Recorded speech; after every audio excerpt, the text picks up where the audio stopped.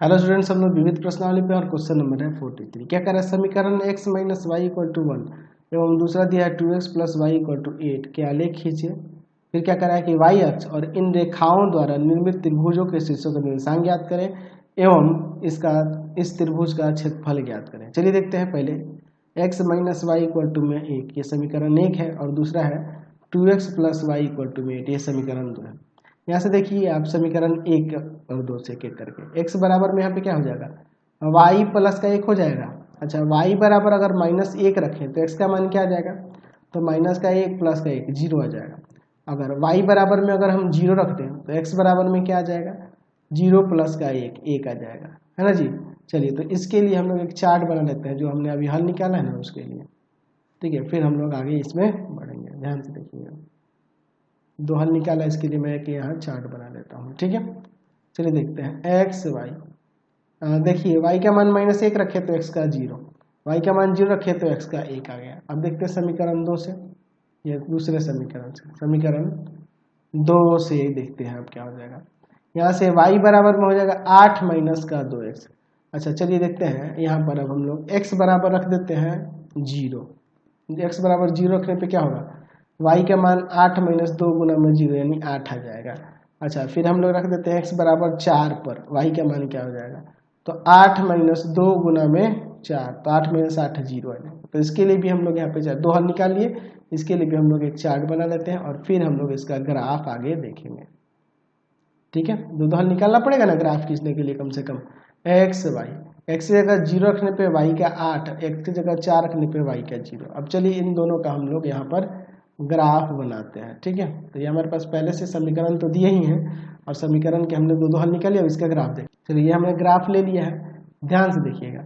यहाँ पर हम ले लेते हैं एक्स एक्सिस, ठीक है, और इस पर ले लेते हैं हम लोग वाई एक्सिस।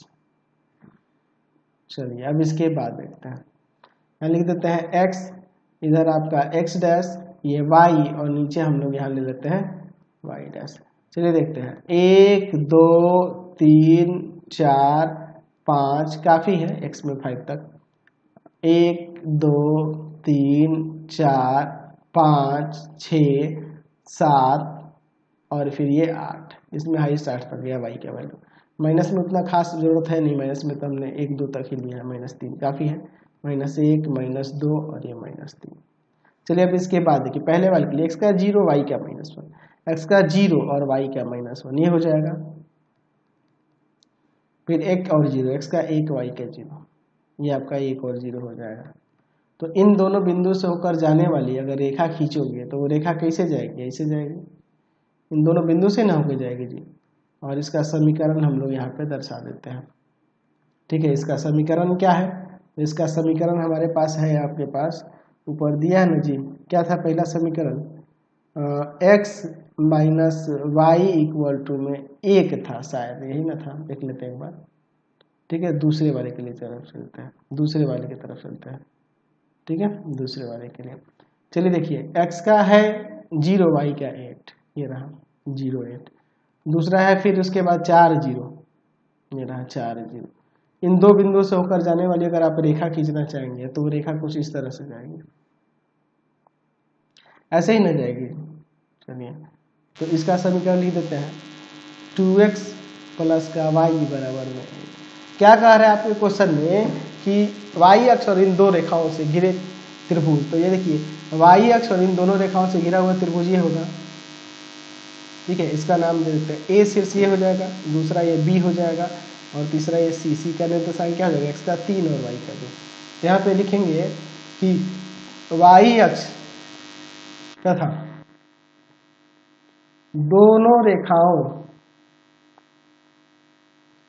से घिरा त्रिभुज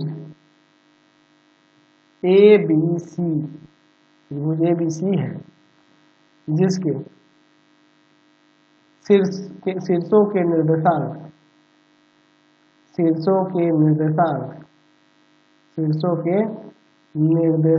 कौन कौन से हैं इसके शीर्षों के निर्देशांक, तो है 0 8 A, फिर उसके बाद है B 0 -1, और फिर उसके बाद है C तथा C, तथा सी 3,2 है। ठीक है, हमने लिख दिया। अब इसके बाद देखिए, तो त्रिभुज ए बी सी का क्षेत्रफल भी निकालना होगा। तो देखिए यहाँ से यहाँ ए बी ए की बात करें तो यहाँ से यहाँ देखो, ये 8 और 1 9 इकाई हो जाएगा, 9 इकाई ए बी के वैल्यू। एक लंब यहाँ पे खींचना होगा, ये हम लोग एक लंब खींच देते हैं यहाँ। ठीक है, इसका नाम देते हैं डी, सीधी लंब 1 2 3 इकाई, 3 इकाई। तो हो जाएगा 1/2 ए बी और गुना में सी बी हो जाएगा। चलिए अब इसको, इसके वैल्यू को रख देते हैं। 1/2 ए बी आपका है 9 इकाई और यह आपका 3 इकाई, इससे ये काट देते हैं 1.5। ठीक है, तो यहाँ पर कितना आ जाएगा, यहाँ पर आ जाएगा क्षेत्रफल जो हो जाएगा यहाँ से कितना हो जाएगा 13.5 वर्ग इकाई, गुना कर देंगे, ये आपका आंसर हो गया। चलते हैं अब नेक्स्ट क्वेश्चन पे। क्वेश्चन नंबर 44 देखिए, एक व्यक्ति स्टेशन ए से बी के लिए 2 टिकट तथा स्टेशन ए से सी के लिए 3 टिकट खरीदता है, तो उसे 795 रुपये चुकाना पड़ता है। जबकि स्टेशन ए से बी तक 3 टिकट और ए से सी तक 5 टिकट खरीदता है तो उसे 1300 रुपये चुकाना पड़ता है। तो स्टेशन ए से सी तथा ए से बी और ए से सी तक का किराया ज्ञात कीजिए। तो यहाँ पे हम लोग मान लेते हैं कि माना स्टेशन ए से बी तक एक टिकट का किराया बराबर में 100 रुपये तथा स्टेशन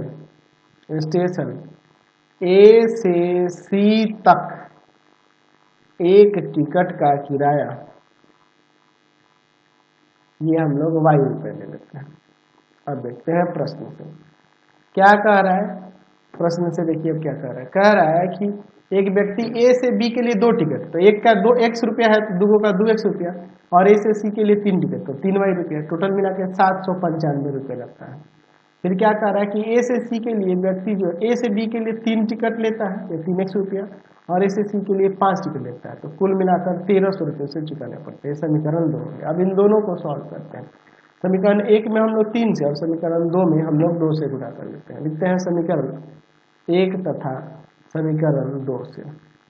चलिए देखते हैं, 6x 3 दूना 6 हो जाएगा और प्लस का 9y बराबर में, इसमें गुना करें तो 5 के 15 का 5 1, 5 9 3 27 1 28 2 और 7 3 21 2 23। ठीक है, और नीचे 2 से गुना करेंगे तो 6x प्लस का 10y और बराबर में 26 से हो जाएगा। चलिए अब इसे सॉल्व करते हैं। माइनस माइनस माइनस, यहाँ अब देखिए क्या हो जाएगा, ये कट जाएगा। माइनस का y बराबर में इधर क्या आ जाएगा, माइनस का कितना आ जाएगा 215 आ जाएगा, है ना जी। चलिए माइनस का 215 आ जाएगा, है तो यानी कि माइनस माइनस कैंसिल, y का मान 215। अब लिखते हैं y का मान समीकरण 2 में रख देते हैं। 2 में रखने पर देखिए क्या होता है, 2 में रखते हैं तो 3x प्लस का 5 गुना y की जगह 215 और बराबर में 1300। चलिए अब आगे इसे यहाँ पर सॉल्व करते हैं। 3x प्लस का यहाँ पर कितना हो जाएगा 1075 और बराबर में 1300, है ना जी। ठीक है, अब इसके बाद देखते हैं 3x बराबर में हो जाएगा 1300 माइनस का 1075, तो 3x इक्वल टू में हो जाएगा 225, यानी कि x बराबर में आ जाएगा 225 बटा में 3, 75 बार में कट जाएगा। तो यहाँ से x का मान 75 आ गया, तो इसलिए लिख सकते हैं, इसलिए स्टेशन ए से बी ना, पहले बी तक एक टिकट का किराया x यानी कि 75 रुपये। ठीक है, तथा स्टेशन ए से सी तक एक टिकट का किराया वो है y रुपया, यानी कि आ जाएगा आपका 215 रुपया। समझ गए, 75 रुपया और 215 रुपया से आंसर आ गया। तो आज की क्लास में इतना ही रहने देते हैं। चैप्टर पूरी तरह से कंप्लीट हो गया। आपको हमारे 3 चैनलों को सब्सक्राइब करना होगा। पहला है पाथ फाइंडर क्लासेस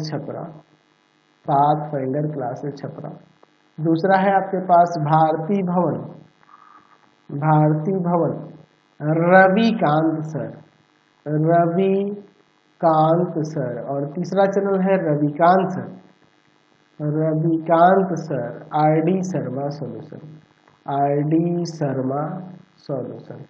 तीनों चैनल को सब्सक्राइब कर लेंगे। इससे रिलेटेड वीडियो के लिए सीधे डिस्क्रिप्शन में जाएंगे। इससे रिलेटेड नोट्स के लिए गूगल पे जाकर सर्च करेंगे www.ravikantsir.in, ravikantsir.in, और यहाँ जाकर आप सभी क्लासेस के नोट्स उनके PDF को डाउनलोड कर सकते हैं, पढ़ सकते हैं। इंस्टाग्राम और फेसबुक पे जाकर पाथफाइंडर क्लासेस सब्सक्राइब को लाइक एंड फॉलो करना नहीं भूलेंगे। Thanks for watching the video. Comment करके जरूर बताएं कि हमारे चैनल से वीडियोज आप सभी को कैसे लगता है। Thanks for watching.